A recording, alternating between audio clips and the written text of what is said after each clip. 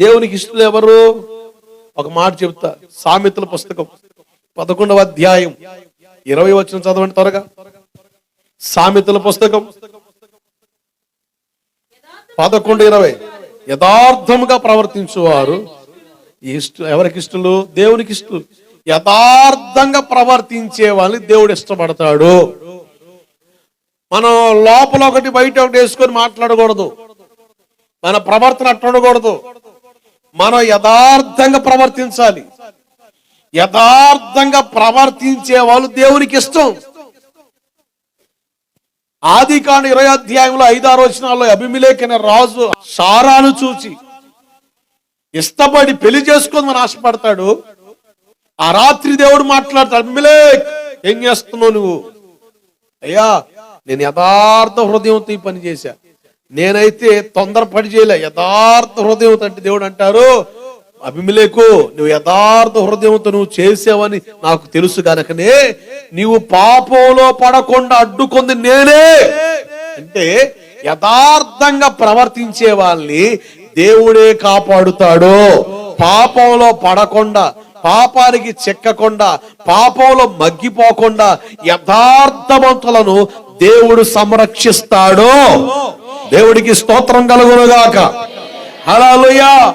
యథార్థంగా మనం ఉండాలి. ఈ క్రిస్మస్ సందర్భాల్లోనే పల్లెటూరులో చర్చెస్ ఉంటాయి కదా.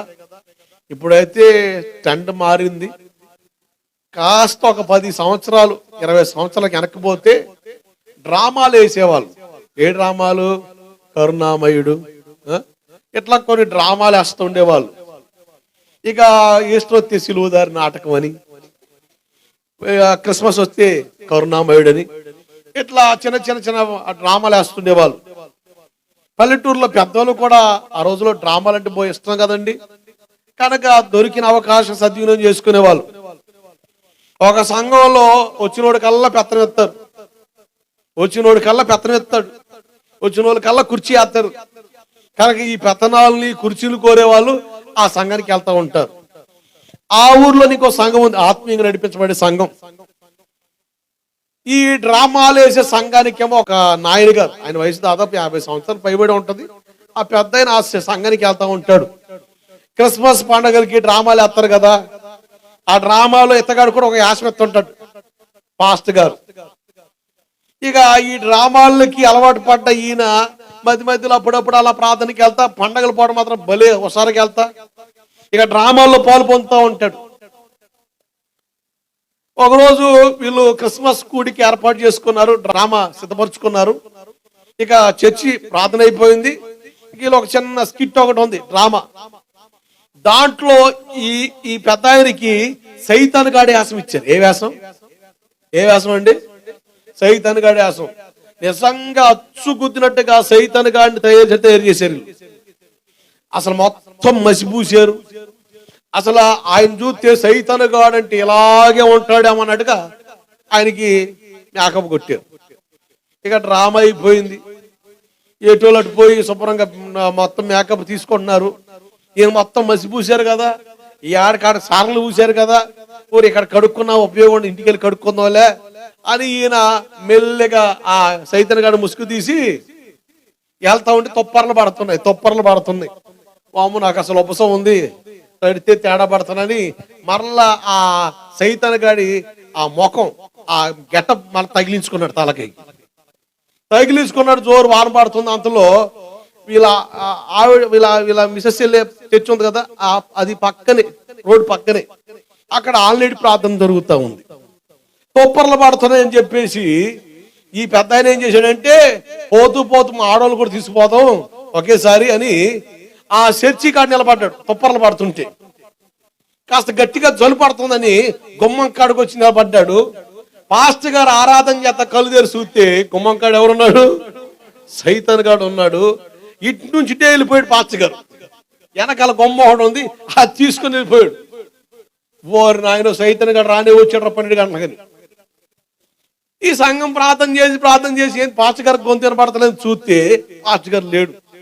ఇటు చూశారు అటు చూశారు. మనోళ్ళనా మామూలు అబ్బా తెలివితేటలు ప్రదర్శిస్తారుగా. ఇక కాస్త వెనక్కి తిరిగి చూస్తే సంఘానికి నిజంగా సైతాన్ గాడు ఆయన గుమ్మం మీద పెట్టుకున్నాడు, స్టైల్ నిలబడి ఉన్నాడు. ఊరు నాయనో అయ్యగారు చూసి ఎట్టిపోయినా నాయన, ఇక మా సంగతి ఏందని ఎటోళ్ళు అటు లగించుకున్నారు. ఇటుపక్క తలుపులు ఇటు పోయారు. ఆ చర్చిలో చక్కగా ప్రశాంత నిద్రపోయి ఒక తల్లి ఉంది. ఆమె నిద్రలో జారుకుంది. అందరు సర్దుకున్నారు. సౌండ్లు ఏమి లేవు. కొద్దిసేపటికి కళ్ళు తెలిసితే పాస్టర్ గారు లేడు, పక్కన సంఘం లేదు. పాస్టర్ గారు వెళ్ళిపోయాడు, సంఘం వెళ్ళిపోయాడు. టైం ఎంత అయిందంటే టైం ఆల్రెడీ ప్రార్థన ముగింపు టైం కూడా కాదు, ఇంకా టైం ఉంది. ఏంది త్వరగా అయిపోయింది, నన్ను లేపలేదని చెప్పేసి సర్లే అని చెప్పేసి మెల్లిగా వెనక్కి తిరగ చూడగానే సైతాన్ గాడు శుభ్రంగా నిలబడి ఉన్నాడు. ఈ వాన పడతా ఉంది, ఇక నిలబడి ఉన్నాడు. ఈమనుకొంది, ఓరి నాయనో పాస్టర్ గారు సైతాన్ గారిని చూసి, సంఘం సైతాన్ గారిని చూసి ఎటోళ్ళట్టు వెళ్ళిపోయారు. నాకు అసలే కాళ్ళు నొప్పులు, కూర్చో ఈరోజే కింద కూర్చున్నా. ఇప్పుడు నేను లేచేలోపు ఈ సైతాన్ గాడు వచ్చి మీద పడితే నా సంగతి ఏందయ్యా అని ఆమె ఆలోచనలో పడి ఏం చేయాలో తెలియక సతమత పడిపోతుంది. ఆలోచన చేసి ఇక దైవారాధన చేసి భక్తురాలు సైతాన్ ఆరాధన చేయడం మొదలుపెట్టింది. సైతానా నేను నీ బిడ్డనే, నేను నీ బిడ్డనే, నేను ఏదో ప్రార్థనకు వచ్చానని భక్తి పర్రాలు అనుకోకు, నేను నీ బిడ్డనే. ఎందుకో తెలుసా, మా ఆయన తెలియకుండా నేను సీటి పాట కాడుతున్నా, మధ్యలో మా ఆయన జేబులో ఉన్న డబ్బులు దొంగతనం చేస్తున్నా. అయినా కూడా సైతాన్ గాడు అట్టగేసి వస్తున్నాడు. కూలవలేదేమో అని, సైతానా నేను నీ బిడ్డనే అని అంటది. ఆ పక్కింట్లో కొత్తగా పెళ్లి చేసుకుని జంట వస్తే వాళ్ళ సంసారాన్ని నాశనం చేశా, నీ బిడ్డనే అది. ఇక చూసుకో 4-5 డైలాగులు చెప్పింది. డైలాగ్ చెప్పగానే ఇక సాలో అన్నాడు. ఇక ఆ మధురుపోయి, సైతానా అంత సీరియస్ అవుతామేంది అంటే ఇంటికి పోదా అన్నాడు. ఇంటికి పోదా అన్నాడు. ఇక ఎవరాయన ఇంటికి పోదా అన్నాడు. ఏంది సైతాన్, ఇంటికి ఎందుకు సైతాన్ అంటే, నేను సైతాన్ కాదు మీ ఆయన్ని మన ఇంటికి అన్నాడు. ఇక అంతే, హ్యాపీ కిస్మిస్. ఏంటి జాతర హ్యాపీ కిస్మిస్. ఇక అమ్మా యథార్థతేనది, యథార్థత కాదుగా. యథార్థంగా ప్రవర్తించే వాళ్ళు దేవునికి ఇష్టలు. మనం యథార్థంగా ప్రార్థన చేయాలి. హిజ్కియా రాజు అంటాడు, నేను యథార్థంగా ప్రవర్తించా. నువ్వు యథార్థంగా నడిస్తే, యథార్థంగా ప్రవర్తిస్తే, నేనంటాను ఈ క్రిస్మస్ శుభవేళ దేవుని సమాధానం నీ కుటుంబ నేలునుగాక. యథార్థవంతులు దేవునికి ఇష్టలు.